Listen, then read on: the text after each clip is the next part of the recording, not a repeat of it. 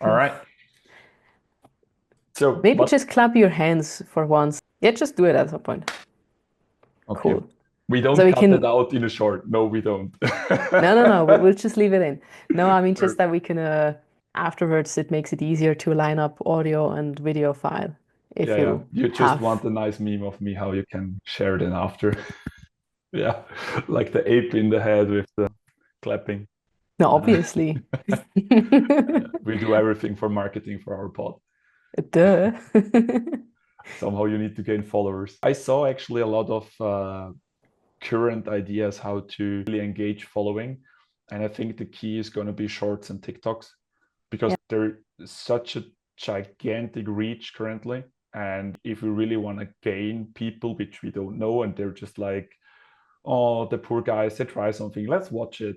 If not going that direction, but really getting people that have no clue who we are. Mm. I think those we will mostly or only reach via shorts or TikToks or reels or whatever, because that's what most people consume nowadays. Or I feel like, don't know how you see that, but yeah. No, totally the same. I mean, my YouTube channel is not really that big, uh, or successful, not yet anyway. Getting there. But yeah, getting there. Hey, I'm at 500 subs. I'm very happy about that. No, but I mean, what I noticed is it helps in the beginning if you have like 20 people that are subscribed. You tell your friends and family they subscribe, they watch your first one or two videos, just to kind of give YouTube a kickstart to Mhm. tell it basically, hey, there's some people watching this content. Maybe I should recommend it to more people. Mhm. Obviously, it's very unlikely that your friends, family, coworkers, whatever, are super into the topic that you're discussing. At least I feel that way. Most Yeah, people I just probably totally just agree. watch Yeah, it because they want they're to be my friends supportive. and they want to be supportive. I don't know, maybe they just put it on and leave their phone somewhere while they're cooking their dinner. I don't know. But doesn't matter anyway. As It's a long good as head we get start. views, right? So Yeah, right. No, it's a good head start, but I also noticed that most of the people that are now subscribed, I have no idea who they are. Like literally zero. but I think that also makes it interesting that it's somehow the right direction, because you're growing organically and you get reach through interest and not through pitifools and like, oh, poor girl, you need some views, I'm going to help you. Not this kind of stuff. So you're really getting views out of interest and you can also see how long they watch, right? Not that into YouTube yet. I mean, that's basically why we are here today, right? Why or what Exactly. are we doing? Because I made a stupid comment. Let's talk and put it on a video and put it on a pod. So that's why we're here. And I But at was the end, stupid enough to say yes. yeah, I mean, it's your own fault, to be honest. Yeah, I But know. Now I'm stuck with you. I mean, fuck. at least for 200 episodes, as we agreed per contract. No, Yeah, kidding duh. aside, I think that's a really interesting thing to say and to see how the whole system works, how this organic growth works. I've been fascinated by YouTube for so many years. And in, I think, 2015, my buddies and I were talking, yeah, it's too late to get in. It's way too late. The business is out. It's too big.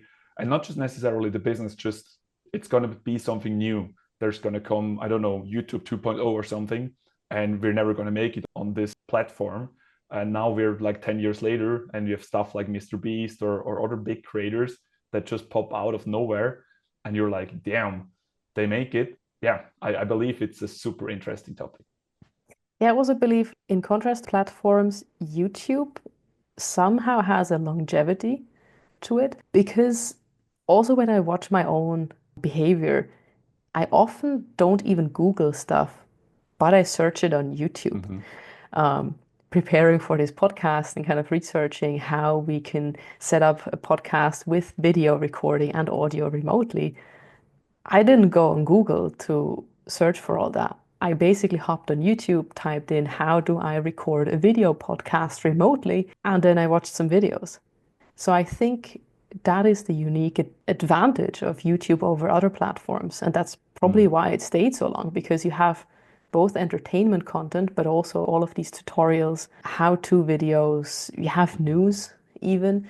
So I think that makes it, The biggest element in my eyes it feeds is convenience yeah, because I can watch, listen, and do it in parallel by myself. I don't really have to super hardcore focus and read a weird technical text. I have somebody that breaks it down in a how-to for dummies video, and I can parallel try it myself. Is it coding? Is it some DIY stuff? I can pause it when I want to look at some things. And if I have a text, I have a text and that's it. So you have the text combined with the video. And I think that's really a gigantic USP for YouTube itself and the content it promotes.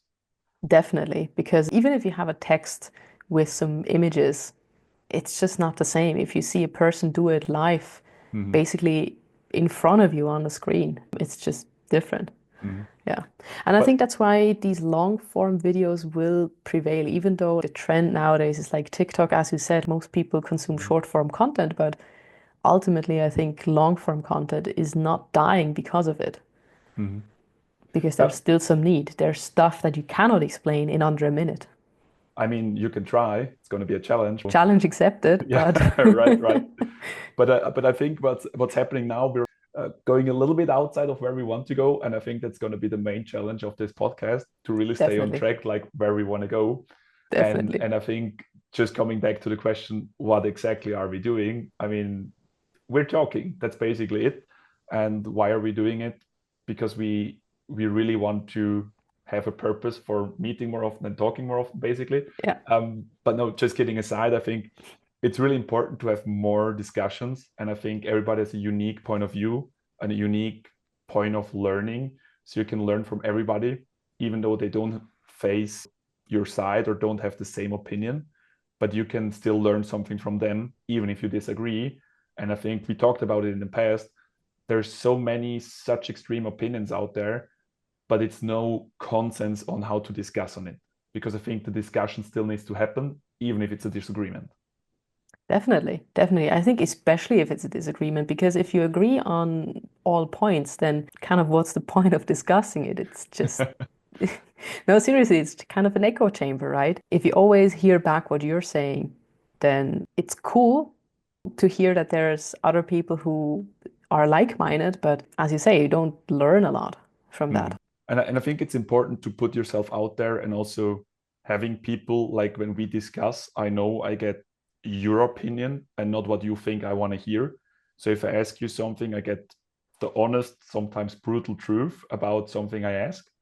And that's something I really value in people if they tell me their opinion, even though it's something very different than mine, because that's how I can learn. Because if they tell me what I want to hear, I'm like, yeah, I'm always right, I'm the best, and whatever. But at the end of the day, even if you're right, you can still listen to the other side and maybe learn where they're coming from or why they're having their argument, and maybe help them also see your point. And then together you can find a solution that works more or less for everybody. Yeah, and I mean, the point of discussing things and especially hearing different opinions is not necessarily that you change your opinion on something. You can ask me for my opinion and think, I completely disagree what she Mm-hmm. just said. But I think there's, as you say, there's value in just listening to another opinion that is not yours, maybe that's even conflicting with your ideas. Because one, you get maybe a better understanding of where the other person is coming from, but two, yeah, you have opportunities to adapt your Mm-hmm. thinking, your opinions, if you want to. You don't have to, but Yeah, I'm fully with you. And I think for me personally, discussions give me a lot of energy. Like when I Mhm. discuss and really get passionate about it, like, yeah, that's the way how I want to go with the discussion, or no, that's not my way. And, I get a lot of energy out of the discussion, even if it's a very energetic discussion and I need a lot of my voice and I need to drink a lot to still be able to talk and stuff like that. But I also love it because then you can also go into a discussion area that's nowadays maybe a little bit more controversial, and you Mhm. explore things that sound crazy, but then you really elaborate why they are crazy, and you can still learn something out of it. So like, as we know, the earth is flat, of course, but um, if we discuss about that, we can elaborate why do we think that, or where does it come from. And that's Mhm. what I mean, we have to also discuss controversial topics, not just do you like the weather today, because that's not to be I, discussed in my eyes. I mean, we can discuss if it's like particularly interesting. I mean, as an aspiring pilot, I actually love talking about the weather. Fair It's point. uh, it's insane. You quickly talk to another pilot about the weather today, and half an hour's passed. Mhm. Like, you really have to cut it brief. But this is a different weather discussion because this is a really nitty-gritty, nerdy discussion about wind systems and clouds and how you can predict the weather based on what cloud and all that stuff. I'm gonna spare you the details because I believe most people don't find that very interesting. Anyway, I think the problem with only discussing the weather as it's generally done, right? By, oh, have you seen the weather today? Yeah, it's lovely. This is just superficial. I think if you meet people for the first time, it can be a very good icebreaker to just kind of get a conversation going. So you say something that's not very controversial. It's something that everyone can talk Mhm. about. It's like, Getting to know each other a little bit. yeah, kind of getting a feel for the other Mhm. person, how you might like them, how, just Mhm. their attitude and so on. But ultimately, these deeper conversations are what builds human connection. Mhm. And just an FYI, if you don't want to talk about the weather, get a blue eye. It's also a great conversation starter. I learned the last 2 days. So just as an FYI, for everyone who wants to try, it works quite good. I can imagine that it worked pretty well, but I still wouldn't recommend getting one. There's easier ways. Fair point. The weather is less painful, I guess. The weather is definitely less painful. It's weird to really also see myself talking right now, to be honest. We usually talk in German. It's even more an adaptation, but I think it's super cool that we like can squish somewhere these topics in. But why do you see this communication while we're talking about like this communication getting more and more extreme? Why does it happen? Where does it come from your point of view?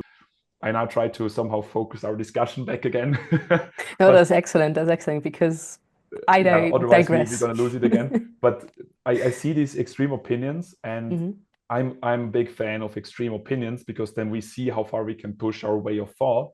But I think we also need to be able to validate the opinion, say, okay, this is too much, and this is still in an area which is okay-ish. Of course, every opinion is okay in one or the other direction, but there's still the opinions getting more and more extreme. That's what I want to say in my Yeah. eyes. And I do not really understand why these people going into an extremer direction and are not able to face a conversation that's not in their direction. You know what I mean? That's Mhm. like one of my main questions I have. I think I think you raise a valid point. Like having extreme opinions can serve you well if they're a thought experiment. Kind of what, I don't know, what would you do if you died tomorrow? Mm-hmm. That kind of extremes, I think it can really provoke a lot of good thoughts. It's very hard to say why people are getting more and more extreme in their opinions. I mean, no opinion is wrong because it's an opinion. You cannot really argue with that.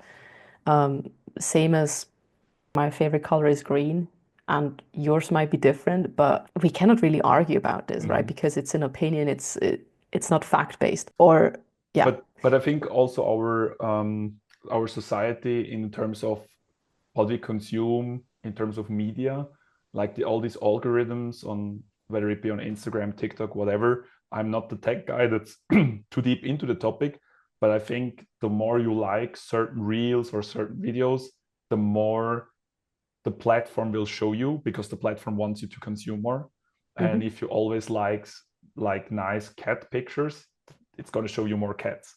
I mean, I had a phase, I think last November, where I was like super, okay, I need to get a Harley because I saw a Harley picture and I think I liked it. And the next 3 weeks, my Instagram page was full of Harleys. I'm I like two pictures and I didn't see anything else for 2 to 3 weeks. So it's like also this self-awareness that this happens, um, super interesting to watch.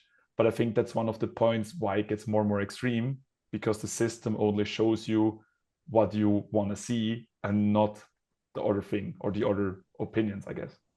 I guess the chicken and egg question is really whether our opinions actually become more extreme or whether we just have the impression by what we're presented from the media. Mm-hmm. So one thing is like kind of these echo chambers, right, that you experience with the Harleys, Mm-hmm. which is very harmless in its own way, right? I mean, Mm-hmm. there's no harm in seeing motorbikes. But obviously, if that happens with some more controversial or even dangerous stuff, then that can become quite problematic. Mm. especially if you're only surrounded by then people who have the same opinions because you like that type of content and then it's been shown more and more to you, and that will reinforce your beliefs. But then on the other hand, I'm also not sure whether it's just that very extreme opinions in one or the other direction, they just get more attention overall, also by like traditional media. Hmm. Because I have one video on my channel that performed very well for my standards. And basically the comments beneath it were, and I totally agree with those comments, that they would wish that kind of a nuanced and balanced opinion like that would get pushed out more, but probably it will not because it's not rage bait, Hmm. right? It's not getting people's emotions cooking. It's not getting anyone angry or upset. And that's why people will not click. Yeah, it's too fact-based, I guess. They Yeah, or they they it's want too to trigger emotions nuanced. or something. Yeah. Exactly. And kind of a factual, nuanced discussion doesn't really evoke the same emotions as, I don't know. I mean, the earth is flat is kind of already lame at this point, but no offense to anyone, but We can you know, discuss that in a different episode, though. yeah, we can discuss in a different episode, but um, you know what I mean, kind of. So I'm not quite sure which one it is. Hmm. Probably it's a mix of both, Hmm. that we're only shown the more extreme opinions because that's usually what generates more clicks. Same as Hmm. there's more negative news than Yeah, positive news. which is insane in my eyes. I mean, we're in the high 90s percent-wise, I think, Yeah. negativity versus positivity, which in my eyes is completely insane. But I remember when I was a little younger, living at home, when we watched the news, it was always about an accident, a drama, a wildfire, whatsoever. And it was never like, hey, there was a new, I don't know, baby seal born in Zurich or something, you know? I don't know. It was never or very rarely these happy moments, mostly out of sports when like national team won something or something like that. That's like the only or mostly the Hmm. positive things I saw or heard, I but agree. everything else is very rarely positive, I think. Yeah, And and I think you see the same with like extreme opinions, right? The nuanced ones, kind of the, let's call them the bland ones, the normal ones, they don't get the same attention. mhm, But then that also makes it easier to get into an echo chamber that has an extreme opinion, and then through time you may also kind of fall into that, mhm, and then your opinions might get more extreme over time if you're mhm, only ever surrounded by these opinions. mhm.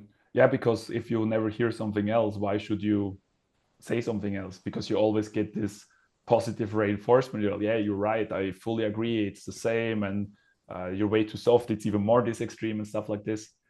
But I think it's also quite a lot connected to our convenience Mhm. because we have quite a high standard, at least where we're from. Mostly people here have a roof over their head. They're quite healthy. You get food, you have water, you have a nice infrastructure. You're like in a very safe space. You're very convenient, and most probably, but that's an assumption of my side, people are also looking for problems. So they need to fix something and they search for a topic they can fix. Some people take a relationship they try to fix. Some people try to fix a company. Some people try to fix, I don't know, their broken foot, whatever. But, you know, people try to fix things, I believe.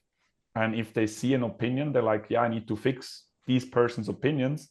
And then they go into the other direction of extremeness and then they try to counter the opinion and then somehow it goes back and forth. I don't know. In my head it sounded smarter, but I believe this convenience of people is pushing people into extreme opinions because they need to fix something, or however you want to formulate this. But I think it's an Mhm. interesting angle to look at. Definitely. When you first mentioned convenience, I was actually thinking that you would go in a quite different direction, and not that everyone's like so settled in, so convenient that they are actively looking for problems that they can solve.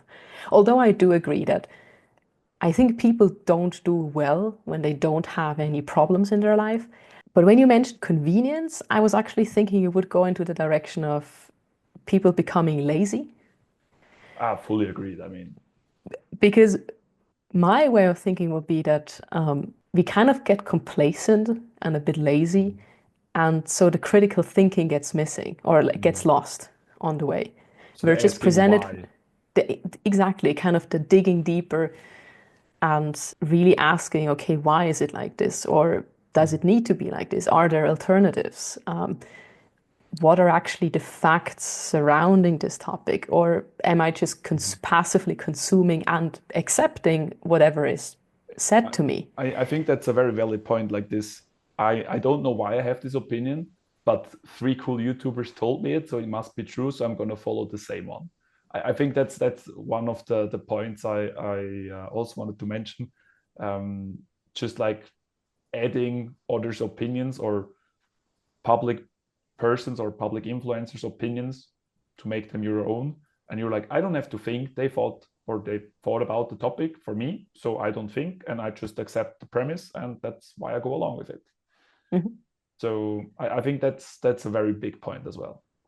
Yeah, and I think it's not really taught in school either, Mhm. critical thinking, because I mean, I'm a researcher, right? And critical thinking is basically my job. So Mhm. whenever you read a publication from another group, then you go over it and you really critically think, does this make sense? How does this fit with my data? Mhm. How kind of can you connect the two? Are there some flaws maybe in their methodology, in my methodology, and so on? But I don't think that we're really taught how to critically think and analyze and compare multiple types of sources, and then kind of synthesize them into a final product. I don't Mhm. think we're really taught that in school. Yeah, I think also for me, I'm less on the school side. I mean, I also did my undergrad and stuff, but I did an apprenticeship and then worked most of the time. So no master's or PhD here. But where it has been in my apprenticeship or during the bachelor, it's mostly in school you get taught topics X, Y, Z, and they are like this because they've always been like this. And I think I have one or two or had one or two teachers. They're like, figure out why, or why do you think this is the way? And I think the reason teachers don't do that because it's much more effort to create, for example, exams, because his exams did not have an answer which is right or wrong, but you had to explain your point of view and bring arguments. Mhm.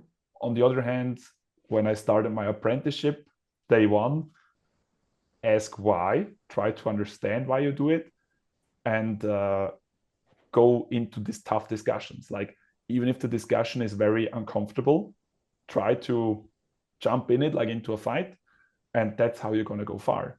Yeah, I wouldn't say even if it's a hard discussion, but because it's a hard discussion, you should have it, right? Yeah, yeah, yeah. Because those are the meaningful discussions, in my opinion. But again, talking opinions. Absolutely. And I think it's a good point. Maybe we want to jump into this for a minute or two. As mentioned, we have quite a different background, but we also have some similarities.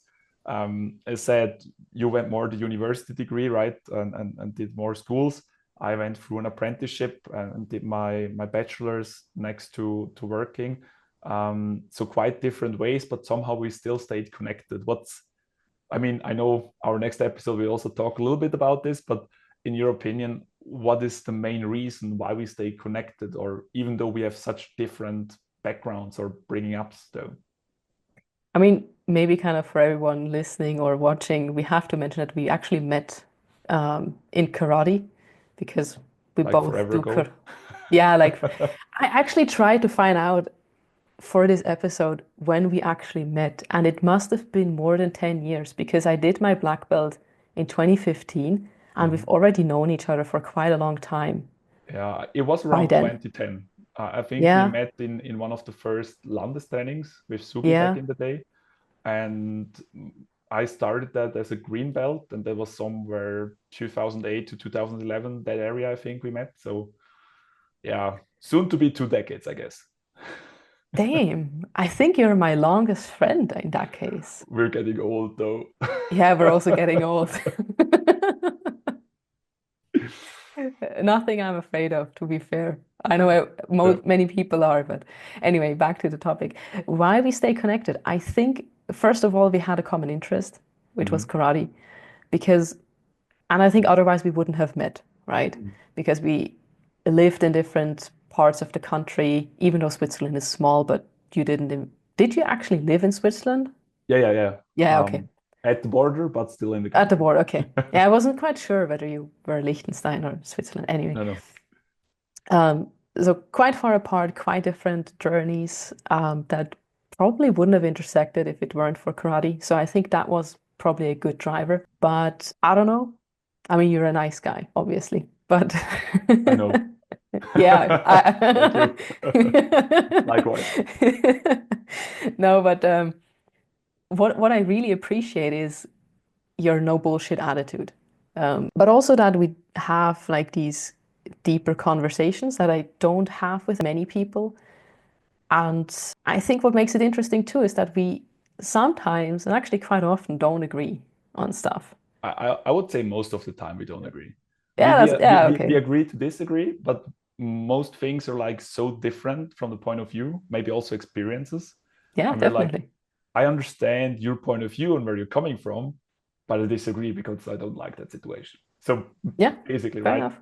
But I think that's a very interesting point you're raising because even though we strongly disagree in a lot of things, we still stay connected through such a long period of time.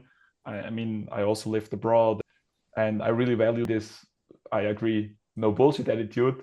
If I ask a question, I need to deal with your answer, Yeah, which sometimes sometimes you is don't want to hear it. uncomfortable as hell, but it also helps. And I think that's extremely valuable in a person. And that's, I think, also why we're here today to try to share this to, I don't know, probably nobody is listening in the beginning. Not And I yet, mean, anyway. we we Soon. have we have our 100K special already prepared, but at We least the still start. need to write the finale, though. Fair enough, fair enough. I have an update on that though. Um, Ooh, I'm excited. but I think it's interesting to see two basic people talk about things with different opinions. And even if nobody's watching or listening, it's just interesting to look back in 5 years and see that's how I viewed things or how we viewed things and how we changed or how we did not change and why. And I think it's like also some kind of a memory book or diary kind of style, but you can just talk about things. And the more you talk about something, the more you educate yourself about something, because we obviously have to prepare and also learn new things if we talk about certain topics. And I think that's a very valuable side effect of these discussions or of the pod in general. Definitely. I mean, for me, the main driver was like, okay, let's fucking do this because then we get to hang out more. That's point number one. But also, yeah, what you said is true. You have to prepare for the episodes. This one is kind of chill and relaxed a bit, but we have some other stuff planned that will require a bit more preparation. But also, what I noticed in myself is that usually when I write it down or when I have to say it out loud to another person, that's when my thoughts are forming. Kind of when I Mm-hmm. have to formulate my thoughts that are kind of floating around and sometimes going high speed through my mind, when you have to kind of catch these thoughts, Mm-hmm. bring them in order, make them into a sentence that's understandable for another person, Mm-hmm. that's kind of where the magic happens. Mm-hmm. You like have So, this kind of intuition or maybe also feelings about some things, but the moment you try to verbalize it, I think you need to take out the differentiation between fact and feeling based communication, because a fact or also an argument can come out of a feeling or is mostly triggered by a feeling, like a happy or not happy feeling, let's face it. And that's how you feel or argue about things, if you like it or not like it. And at the end of the day, you need to somehow break it down to talk about it, because if you're just purely arguing based on feelings, which is fully fine in certain situations, but if you try to find a solution, I think you need to learn to convert these feelings into facts. You look at the facts and say, okay, my feelings want to say X, Y, Z, instead of just letting out all the anger and frustration or sadness or whatever, which is, as mentioned, sometimes very good. We need that. Sometimes cry for 2 hours or punch a wall for 2 hours, whatever works for you. But then close the bottle and look at it fact based and look for a solution or for the next step. because, and that's a personal opinion, I really hate it when people cry about things but are not willing to do anything. I say either stop crying about it or do something about it. But you can't do both because you're not going to move, whether forward or backwards. You're just going to stay where you are. Yeah, I mean, I do agree in part. I think maybe that's the female aspect of this show. I don't know. We're going to talk about this in another episode too. But I think kind of accepting your feelings is important. Recognizing that you feel a certain way. I mean, you know that I've been through quite a tough time recently, and just kind of accepting these feelings, acknowledging them, feeling them actually is helpful. So I wouldn't say that I would not advise kind of bottling everything up and not allowing any feelings. That's just my take on that. But I do agree that it's also no use just sitting on the couch crying all day, every day, because your life sucks, because ultimately that will not change anything. I once heard a very nice quote, which is, you give power to who you blame. And it's really that. So if you basically are just sitting there, you're super angry with someone or you're super sad about something, then you give this someone or something power over you, right? And on the other side, if you accept these feelings, but then also think critically about what you could do now, I think that's the way how you move forward and how you grow and how you get out of this bad And, situation. and I think or what helps me is to time box it. Like you Yeah. say, I have Now I now have 2 hours to cry. 2 hours on the couch to eat my potato chips, to do whatever and watch TV and feel bad for myself. But in 2 hours, I'm going to get my ass up, go to the gym, work out, or go to work or whatever. But I'm going to Yeah. take this time. I'm going to accept it. It's going to be fine. But I also time boxed it because after 2 hours, I'm done feeling sorry for myself. And I think Yeah. if you're able to do this, it's an extremely valuable skill. Because Yeah, because if you're not, yeah, I think you need both.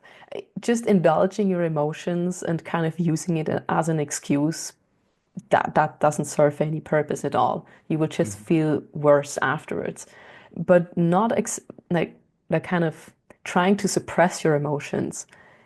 I think that will bite you in the ass in the long run too. So you have to find a healthy middle ground. As you say, you can do time boxing, or I don't know if you should set a timer on your phone or how you should approach this.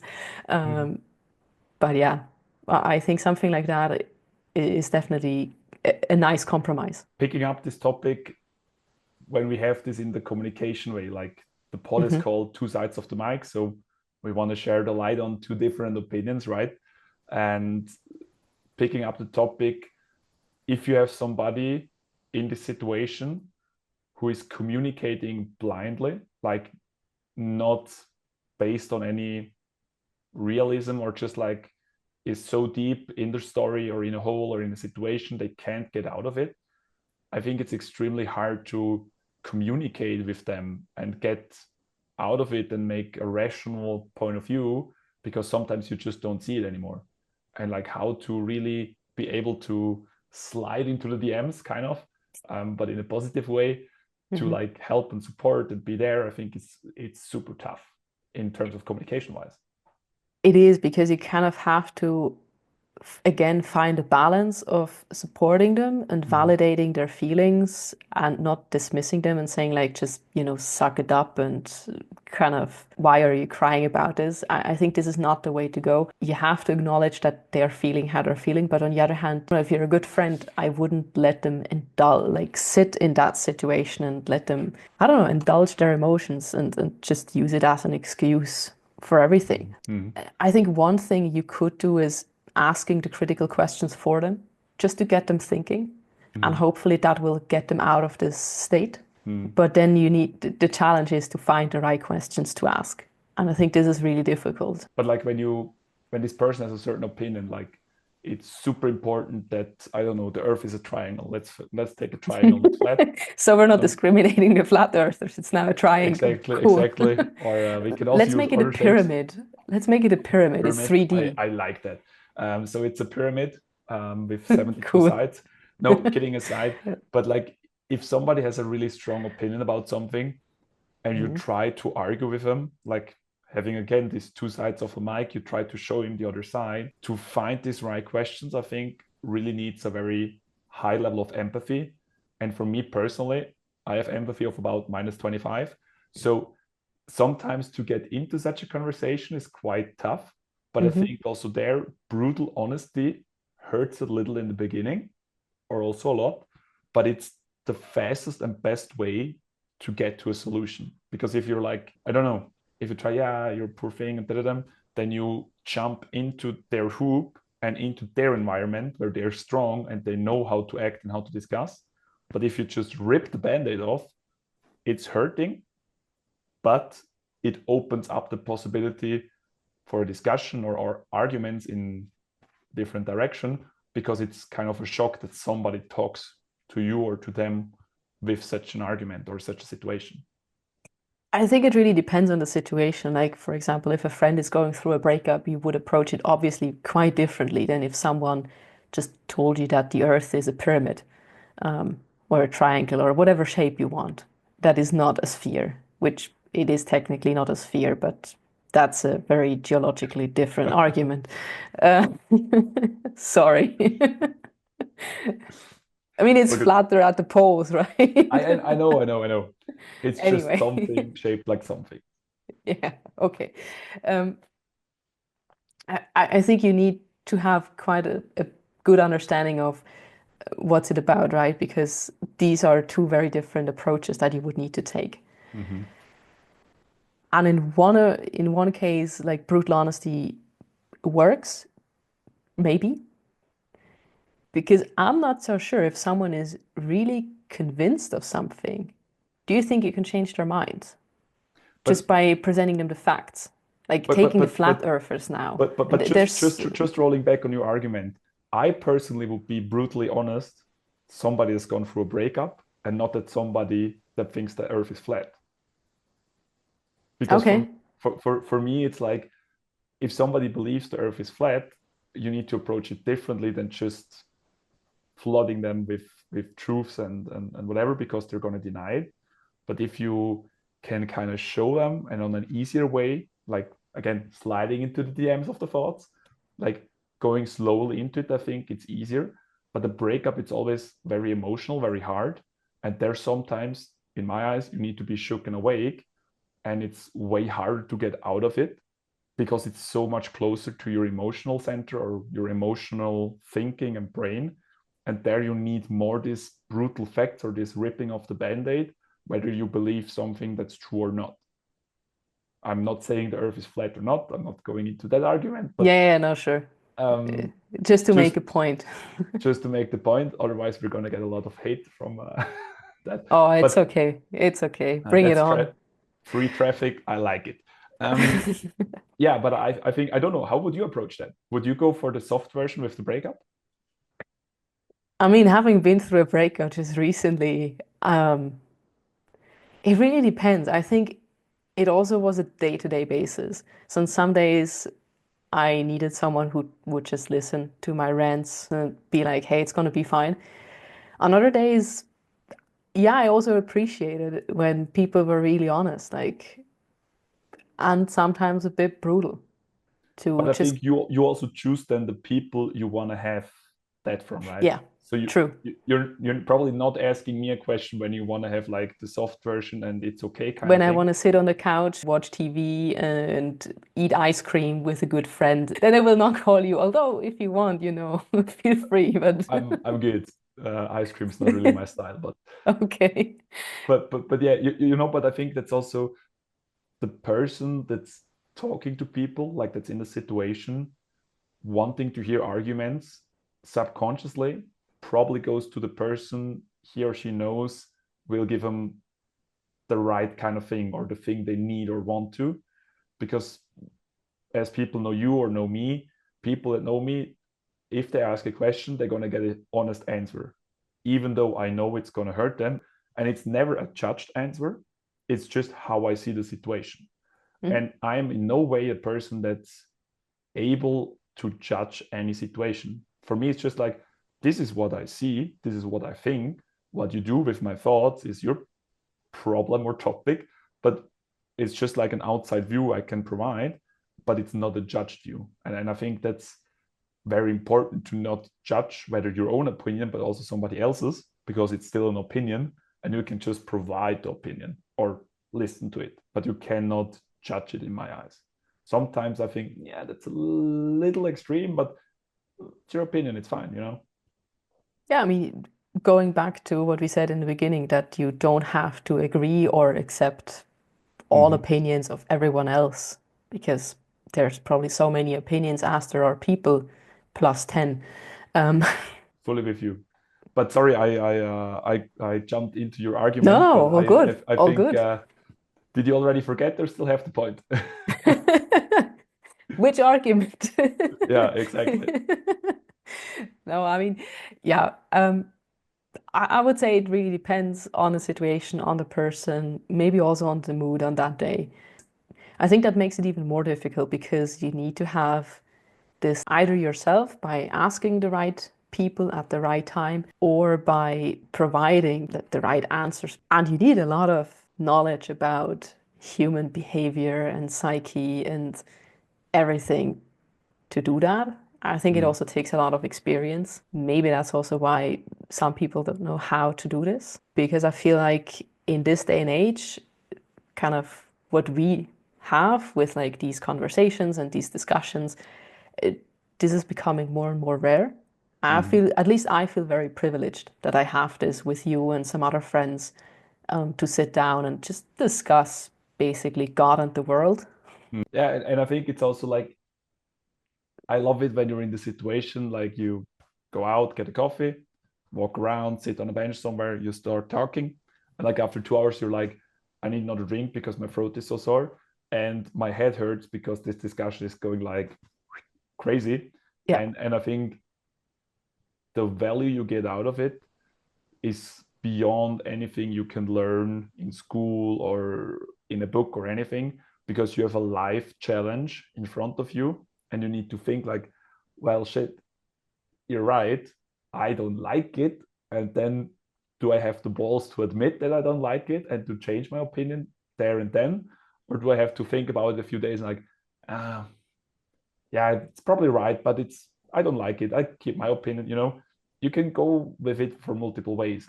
And also, yeah, looking forward to having the discussion on the pod. Um, Especially when we disagree. I mean, today we have quite often the same opinion, but I think the interesting part is really to disagree and have a discussion.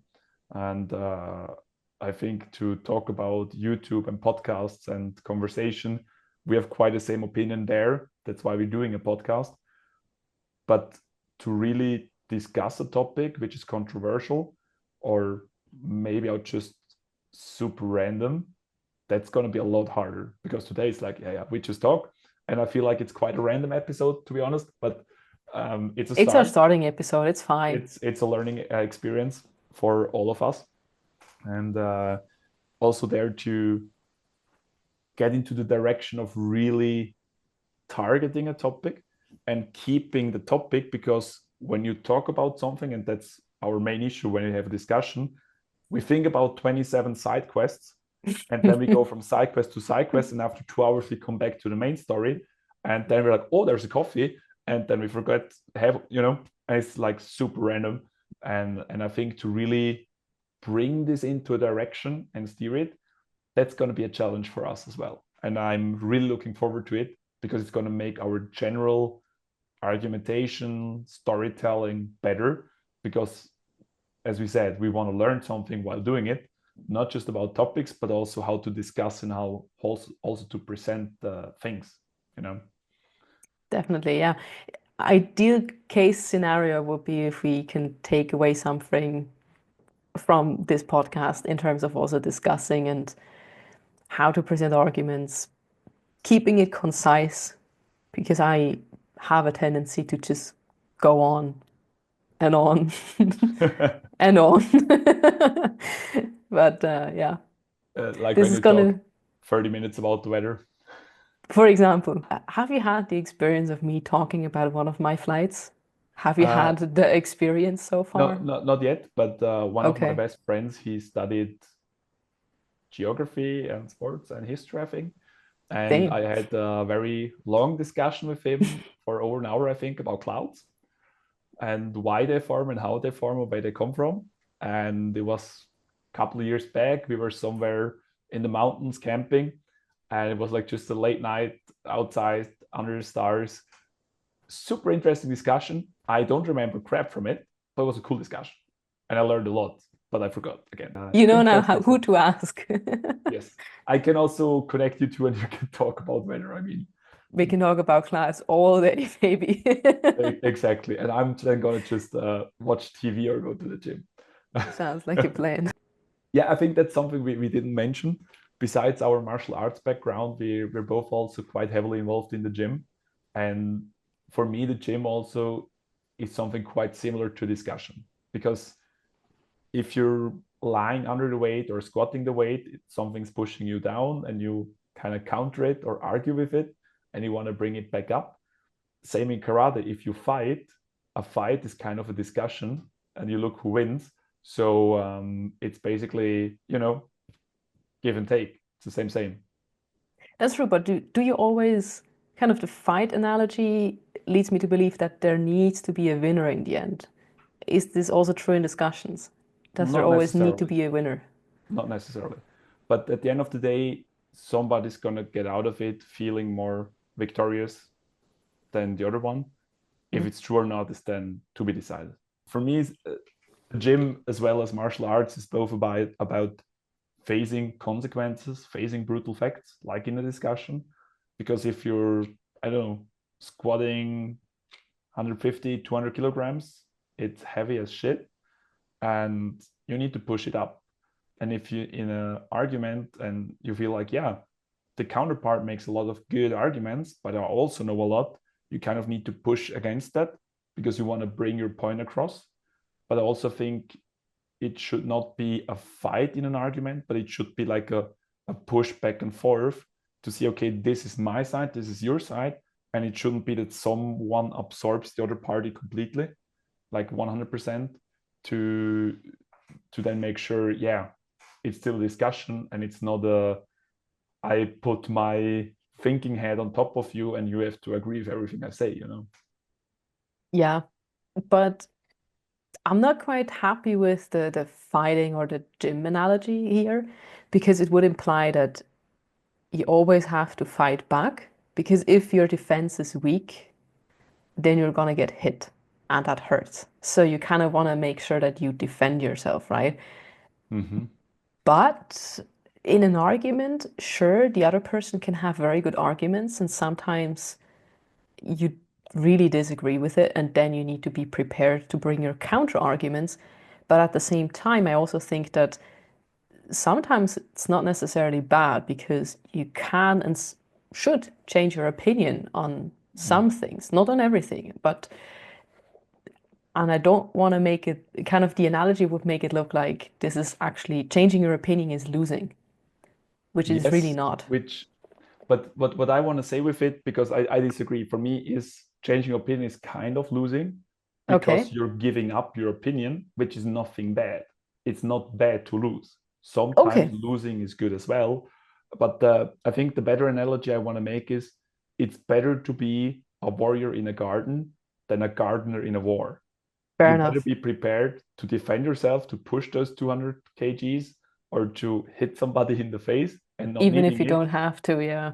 whether you're in an argumentation about something that's super important to you, to your career, to your family, and you're unable to discuss it or to defend your point of view, or even bring across why you want to have something like a salary raise or a new position or whatever it is. Because if you're unable to do it, you will lose the promotion or you will lose the increased salary. And that for me is a loss.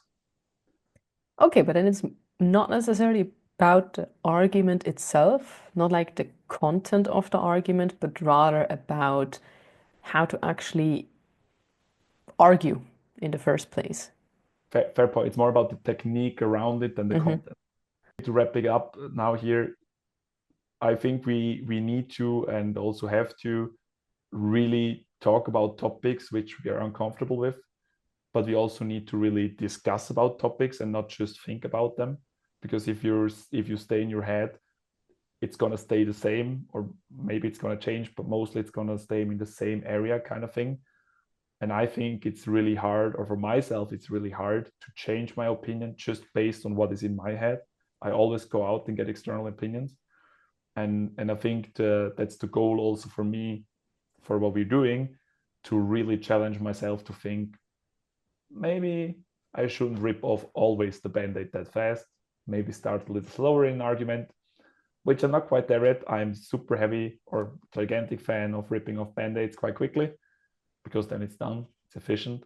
But It maybe there's hurts going to be less. a point where I'm going to say, yeah, fair enough. Maybe I need to slow it down a notch. I mean, speaking of ripping off the Band-Aid, if you rip it off, do it fast. It will hurt, but only for a short time. But there are times where maybe you should leave it on Yeah, fair. for a little longer. If it's an open wound, you don't want to rip it off. But if Exactly. it's slightly healed, it's time to get rid of it. Yes, exactly. But I think that's a good ending point, and was an interesting experience, to be honest, to do Definitely. this first session. And I think we will also revisit how we did it, what we did, what we want to change, and then hopefully to many more episodes together to our special episode with 100K then. But that's Already a looking different forward to story for it. another day. Yeah, All right. hopefully soon, but we'll see. Yeah, I'm looking 2 or forward 3 to it. months.